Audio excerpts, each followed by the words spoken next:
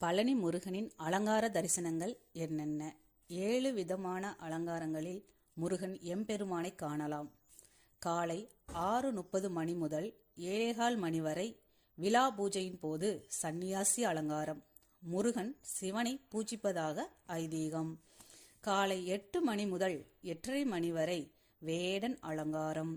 காலை 9 மணி முதல் 9:30 மணி வரை சிறுகால சந்தி பூஜையில் பாலசுப்பிரமணியர் அலங்காரம். உச்சிகால பூஜையாம் நண்பகல் 12 மணி முதல் 12:45 மணி வரை வைதிகான் அலங்காரம். மாலை 5:30 மணி முதல் 6:15 மணி வரை சாய ரட்சையின் போது ராஜ அலங்காரம். முக்கிய பூஜைகளில் ஒன்றான ராக்கால பூஜையின் போது புஷ்ப அலங்காரம். ராக்கால பூஜை முடிந்த பின் மூலவர் திருமார்பில் சந்தனம் சாற்றப்படும்.